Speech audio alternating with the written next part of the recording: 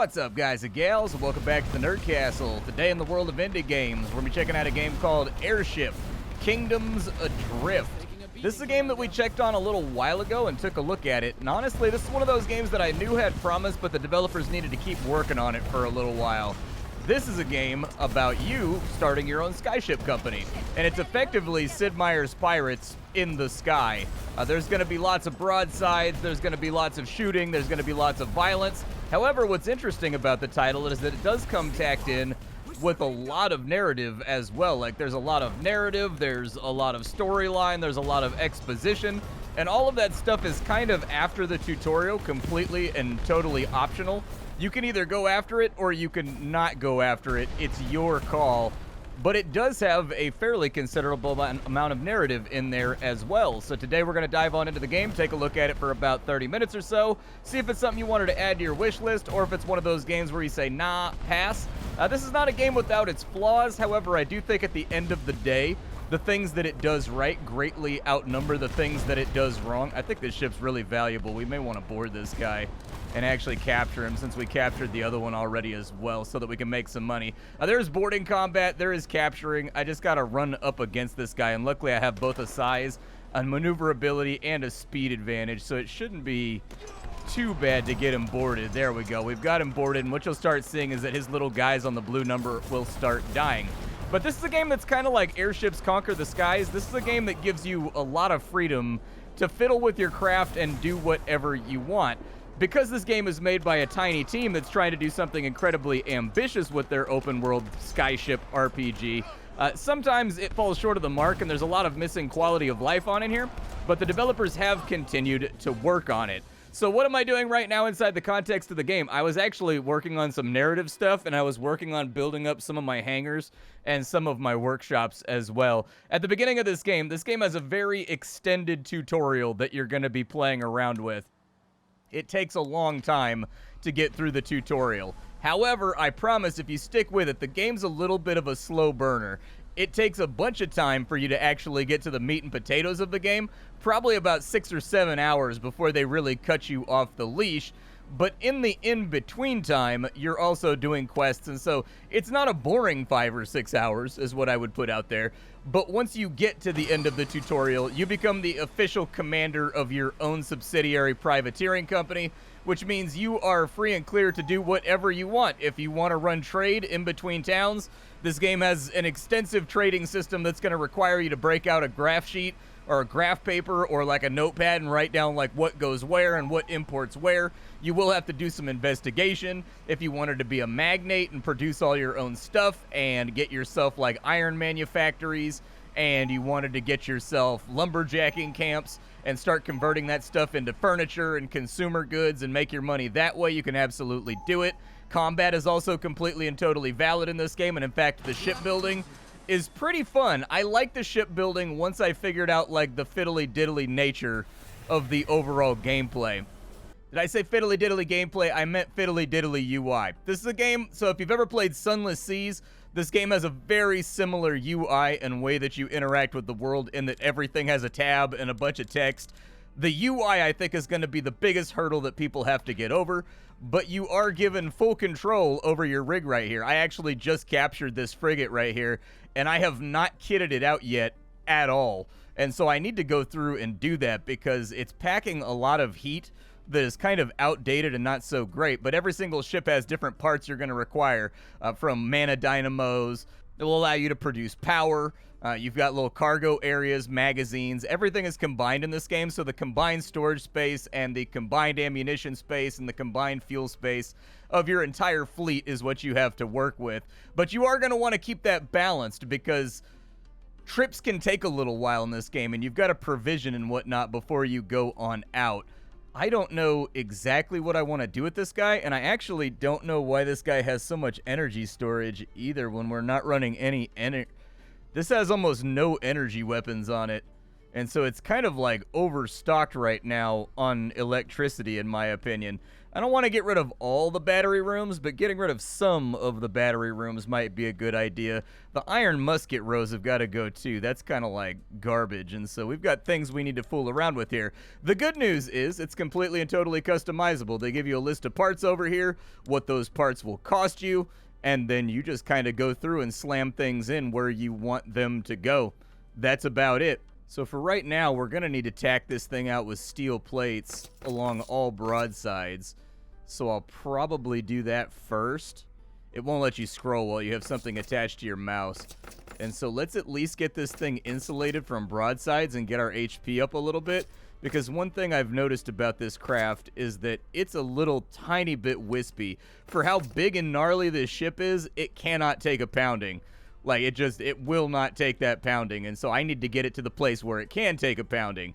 We probably want to reinforce the front with steel right there, so put some steel on the prow. And it doesn't look like it's affected our max speed altogether that much, because going from iron up to steel, everything in this game has a different weight that you're going to have to account for, and then you're going to have enough mana drives and whatnot in order to go out fast.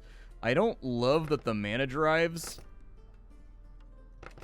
are outside the armor wall. I don't know why the mana drives are outside the armor wall. That's a very, very strange decision. I'm going to have to put those all back in. Interesting. So the configuration on this one is kind of exposed, and I think that's actually to denote the fact that it has large nacelles on the outside that are allowing it to fly, or it has like large engines. So we can actually only mount those to the outside, which is a very interesting predicament, because engines are very fragile and they get destroyed really, really easy. And so what that means is at the outset of pretty much every single combat, our engines are going to get disabled almost instantaneously. Let's work on some more fun stuff here. So I know I've got like naval cannons and things around.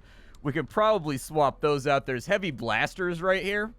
Might not be a bad idea. Could fire every 3 seconds.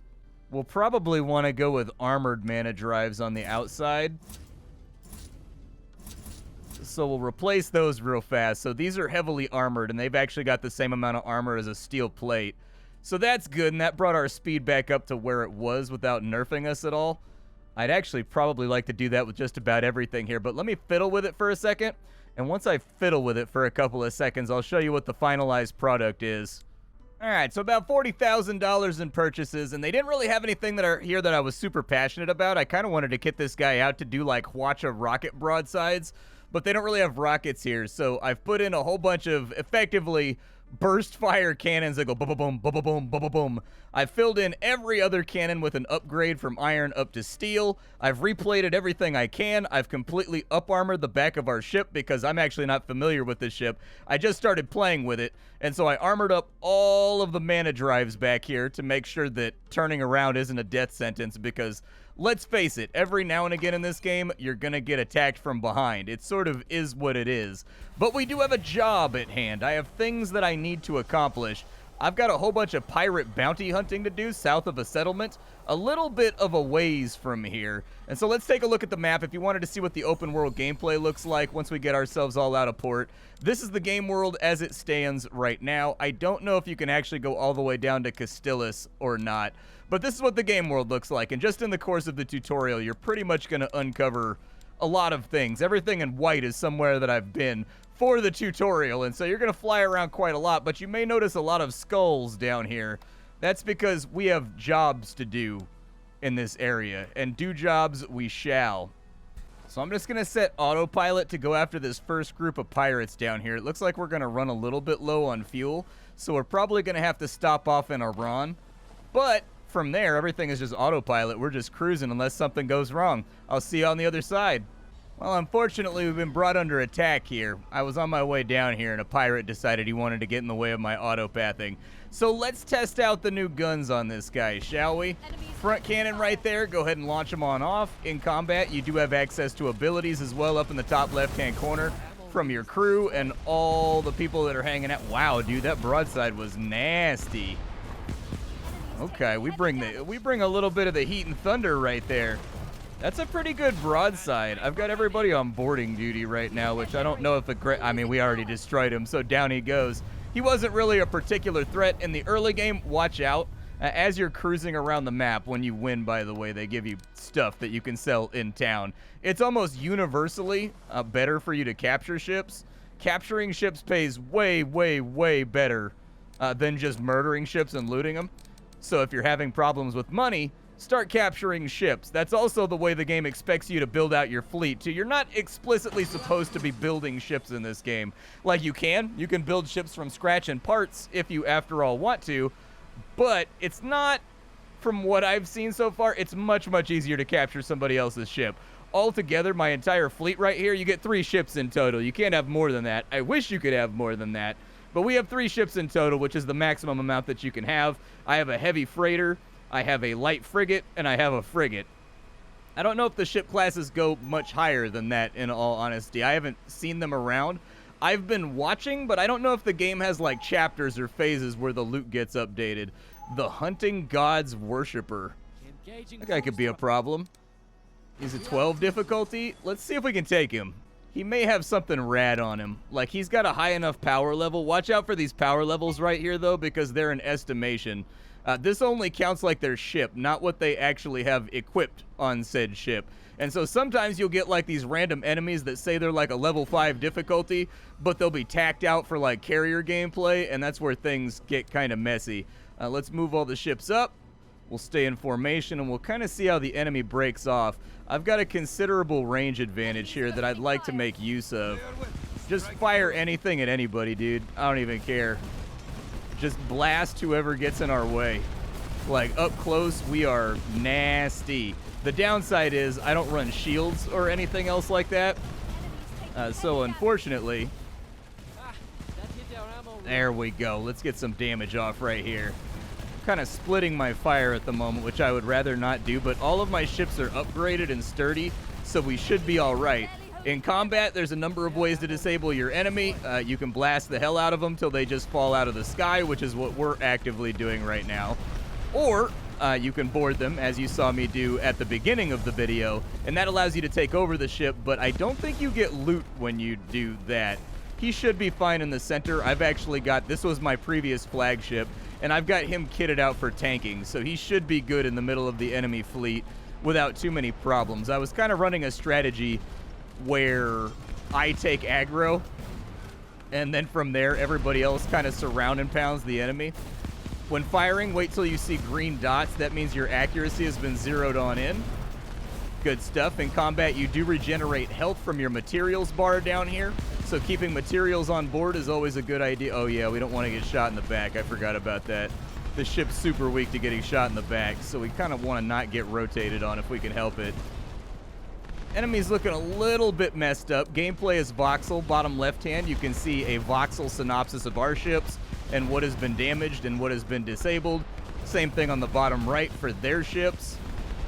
Just keep firing. He's going to go down soon. These are ironclads right here, so they tend to be pretty tanky. There we go. We got him knocked out. And then the third one has been taken out as well. I'll probably pause up the next combat so that I can explain to you exactly what you're seeing on screen right now. But there's a lot of finesse that goes into this thing. Not a bad conquest. We got about 20k in loot out of that, which is good because I just spent like 50k. Let's continue on towards our goal, shall we? I've got to stop off in this town over here. Once I stop off in the town and resupply, we can go hunt some more pirates. Now fully restocked and resupplied, we are ready to go after the enemy. So we're supposed to be hunting pirates around here. There's a whole bunch of pirates in this vicinity, though. So I get the feeling that this is going to be a mop-up job of, like, epic proportions. Those aren't even our guys. They're just everywhere. Robbing ships and doing villainy and yo-ho-ho and a bottle of rum. Sometimes you wonder inside the context of this game how anything functions, because there's pirates. The place is filthy with them, all right? There's pirates everywhere. That's all you need to be aware of. However, you can get yourself a reprieve by parlaying with the enemy. Ooh, he's kind of chunky. Okay, he's got like a little bit of a chin on him. This should be an interesting fight. So let's go through the UI and what you're seeing right here when we go into combat. I don't have any individual control over these ships right here. I wish that I did. Unfortunately, I just don't. Sometimes I wish I could RTS at least, click on them and tell them who to attack, because they seem to vary between targets from time to time at really inopportune moments. Top left, you have your officer abilities. So you have VIPs on board, and I have a gunner. We can put them in different stances, so one of them will increase my range, but I fire slower, and one of them raises my accuracy. She is all about shields, and unfortunately, my ship does not have a mana energy shield, so I can't really do much with her abilities right now, but had I a mana shield, she would be very, very useful. This ship is all tacked out with mana technology and functions almost entirely off of shielding itself. And so she was really good on that ship because she gave me probably 100,000 extra HP just in shields and in components not getting damaged after every fight throughout the course of the brawl. Down here in the bottom left, you've got a voxel representation of all of our ships, the amount of crew they have, their top speed. When things go red, you die. Like when your integrity falls down to a certain level, like a number of voxels have been wiped out, that's when your ship blows up. Or when you've been boarded and they kill all your crew, that's how you lose the game. These meters right here, we have our fuel for traveling around the overworld map. We have materials, which are actively used in combat and outside of combat in order to fix your ships, and it usually happens pretty quickly. We've got our ammunition. That's just how many bullets and guns and things. Every time we fire our guns, this meter goes down, and you can actually fill these up by putting storages on your ships that hold all those things. And then this guy right here is morale. Morale hasn't really come into play over the course of the game so far. I've played for about 7 or 8 hours now on this playthrough, and I don't think that morale has ever been a problem. Bottom right, you've got the enemy synopsis. It's also important to note, going back into combat, that you can parlay with the enemy and surrender instead of dying, and in fact, that actually serves a utilitarian function inside the confines of the game that you should pay attention to. If the bad guys are too difficult for you all over the world map, that means it's time for you to parlay. They leave you alone for a little while after you parlay with them, and it kind of like downgrades the difficulty of all the enemies for a little bit of that faction. And so parlaying is a really good idea because the game world is actively responding to your character and what you're doing in the game world. If you blow up a lot of pirates, they obviously reinforce their fleets and whatnot in order to fight you. We got to turn this guy, so we want to go slightly to starboard. Actually, let's roundabout on him. I don't know if I can outrun this ship right here to turn around on him, but I need to move him back towards my fleet because he's faster than they are and he's outrunning them. In an ideal world, we want to capture this guy. That's what we really want to do because I think his ship, well, I think it's just an Iron Drake. It's worth like 20,000 if we can capture it, but let's go ahead and give him a broadside. Broadsides are away and they're falling apart. Their crew's heavily damaged. Good stuff down there. There's lots of chatter. There's lots of your officers talking to each other and whatnot in combat. When you go through the main storyline quest, a lot of it is voice acted, and the voice acting is quite good. We've captured these guys for our quest, and then I don't have a lot of cargo space left, but I suppose I can try. That mana motor is interesting, because if I can get this mana motor in here, we might be able to get faster. And I think there's a couple spots on my ship where I have 2 small motors side by side, and in general, things that take up more space are more efficient than the ones that take up less space. It's just part of the game. 1 combat down, you do get to customize the colors of your ships and what they look like. It's got, like, not a full painter, but it does have a tool that allows you to choose, like, primary, secondary colors and stuff like that. We've got another batch of pirates over here, but I don't know that I have the space in order to deal with that. I kind of need to go to a place where, I guess Silverbloom HQ is where I need to go. We're low on cargo space because when I was swapping out parts, I forgot that it puts the extra parts inside your cargo bay. And so we're very, very full up right now on a bunch of parts that I can't really conceivably use. This is Silverbloom HQ right here. This is where I operate out of. This is the starting town, and I just started building things here. But the things that you see here, like the warehouse, I built this so that I can store up extra stock inside my warehouse. I also built up my shipyard so that it will hold more ships. And you remember those 2 ironclads that we captured? We can sell those now, and they're worth 20K a piece. So that was a pretty big grip of cash that we just got right there. But every city is going to come clacked out with a whole bunch of things that you can customize and build up. I was frustrated about the fact that I could only capture one ship at a time, so I spent my time here after I got out of the tutorial building up my shipyard so that I can store multiple prize captures now without running into any problems like those 2 ironclads that we just grabbed. The downside here is I can't do the thing that I want to do inside of this town, which is offload all of my crap. I definitely need to do that, so let me find a vendor that'll take all these ship parts off of me. Also important to note is that all of your officers and VIPs have their own personal quests that in some cases are like hundreds and hundreds of steps long, where you're learning about them as a person, and that's where the RPG mechanics come in with this game, is that your character doesn't really upgrade or do anything like that, but all of your officers do. They all have storylines and things that you're going to have to do in order to keep them happy. And as they level up, they will get new abilities and things that fill out what they're capable of doing. There's also officers you can find just around to assign to ships. I think after the considerably long tutorial, I have a quest to go find one of them, but I haven't really like bit down on it yet and gone and taken care of it, even though it would probably be a pretty good come up. While I was over here dropping stuff off, I've got another pirate bounty down this way too. So let's do a good deed for the nation and get rid of these guys. There are factions in this game. You can join them. It seems to be a pretty considerable process joining a faction, though, so I haven't gotten around to it.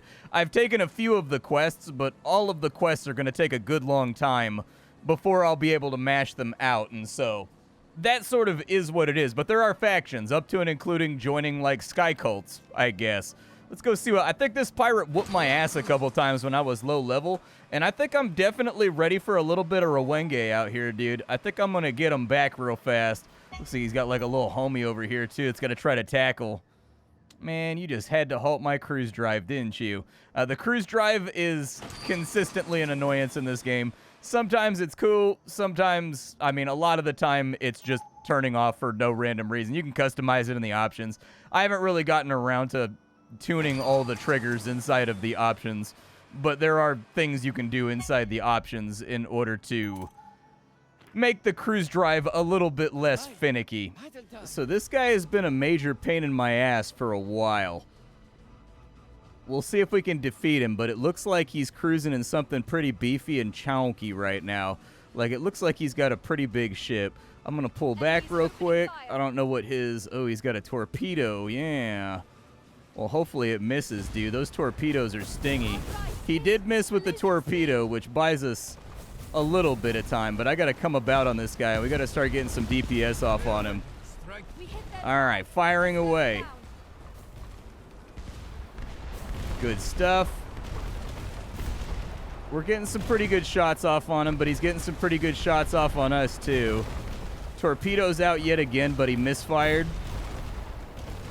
We're going to want to try to turn him hard to starboard in just a second and let the escorts catch up with him. I want to capture this guy if I can, because I don't know what he's piloting right now. It looks like maybe a slightly lighter version. Oh, he's going to give it to me. Nice. He yielded the starboard. Hell yeah. Let's turn around on him. Let's swap sides. We got to watch out for that torpedo, though, dude. That torpedo deck that he's got, that's what always one-shots my ships.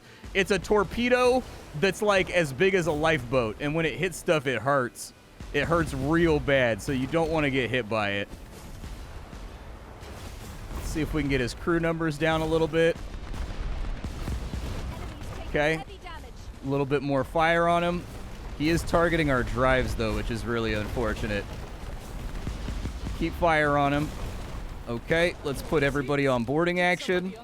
Hopefully nobody approaches from the front because he's got that torpedo that one-shots.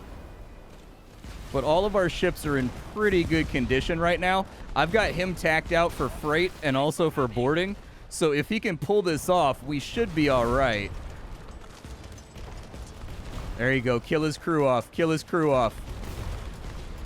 I'll help a little bit. He hasn't taken that much front side damage. I don't know if I'm going to be able to help out with this boarding action, though.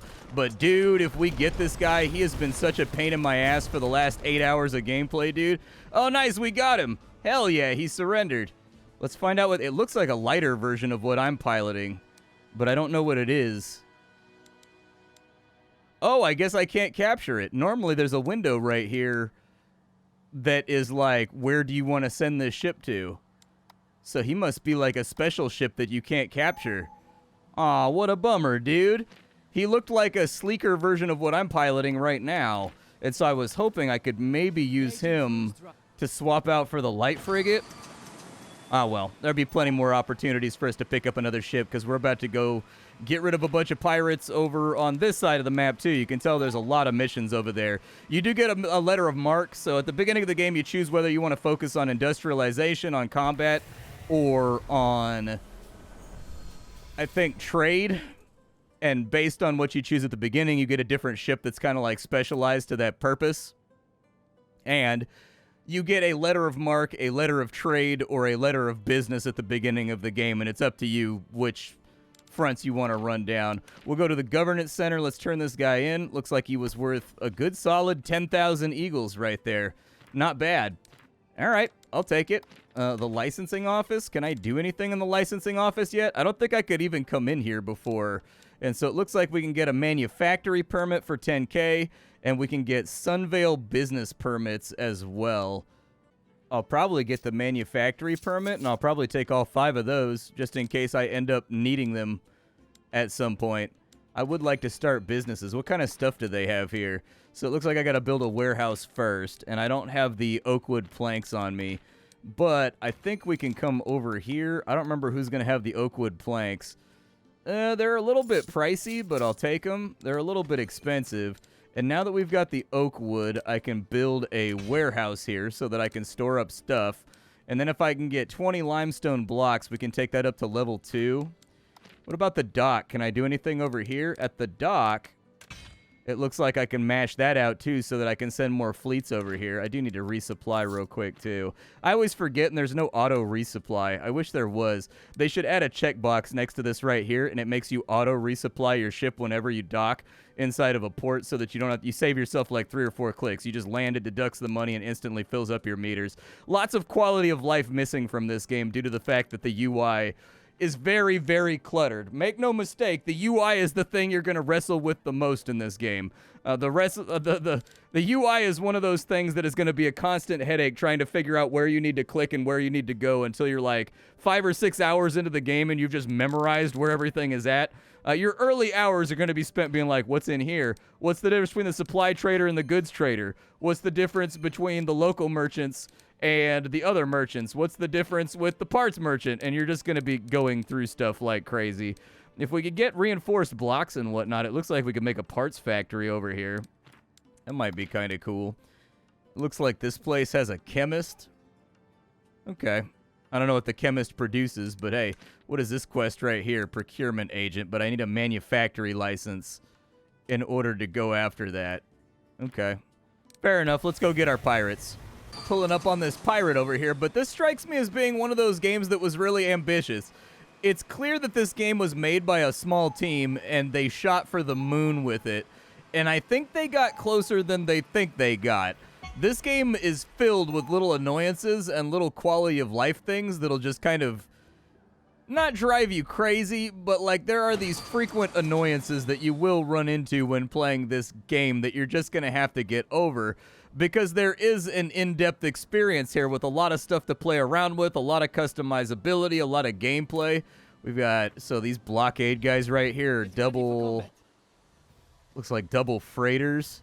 So their firepower is not going to be that crazy, but they are going to have some serious damage soak. Do not board. It doesn't reset your orders at the beginning of fights. Okay. All right. I see your 5,000 damage, and I trade you 40,000 damage. Very nice. Hitting the officer post is a really good thing, because when the officer post goes down, that means we just have to get the gunnery post, and then the ship automatically explodes. Hey, that freighter went down quick. That guy was easy to pop. He wasn't even a problem. I need to come about, though, and decide what I'm going to do here. I think he's trying to avoid my path. So the big obstacle you're going to have to get over with this game is the unconventional UI. That's pretty much the first main obstacle that can be very difficult to navigate for a new player. But I think if you've played Sunless Sea, it's incredibly similar in that they've got it structured almost like a text adventure game. And so if you've played Sunless Sea, I don't think you'll see anything foreign there, and you should be able to pick it up pretty fast. And in fact, I would argue it's probably less fiddly than the UI on Sunless Sea. Capturing one of these might be a good idea, but these guys are kind of juggernauts of boarding combat, and so I don't want to do it myself. Maybe we'll just sync them up. Yeah, give them a nice peppering. There you go. The second problem you're going to run into. The AI in combat and also on the overworld map are super dumb and make no effort to avoid the player. In combat, that means your ships are frequently tripping over you, and you have to be the one moving around them because they're just sort of autonomously doing their own thing. On the overworld map, that means that you're constantly running into other AI ships and whatnot because they make no effort to avoid you. They just run into you, and they just, like, shrug about it, and then your drive gets reset, and you gotta wait another couple seconds for it to spin back up. Are those guys actually trying to fight me right now? I think they are. It's like a small fleet. I don't think they're a problem, but I do need to repair for a minute before we do that. I've got another batch of pirates over there, but it might be worth stopping off in Pernmill first to drop off what we've got already. But the third obstacle that you are going to come across is just that the vast majority of things in the game are not explained to you. Like, the tutorial teaches you how to play the game perfectly fine, but it doesn't explain all the extra stuff like manufacturing and can I have ships moving things in between different islands and whatnot? How do I make that work? Does it even work at all? It leaves a lot of things up in the air that you're going to have to figure out. But hey, we got a $6,000 paycheck right there. I'll take 6,000 eagles. That's great. Apparently we've got like a little storyline section too. Now that we're back in the sky, I'm going to try to bag this other bounty on this other side, too, so I can get them all in one big sweep.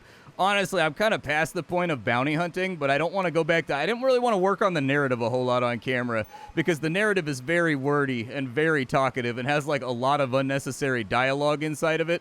So some of the dialogue is definitely necessary. Some of the dialogue is not necessary, where they're just saying the thing they just said a second ago after you already said it, and so...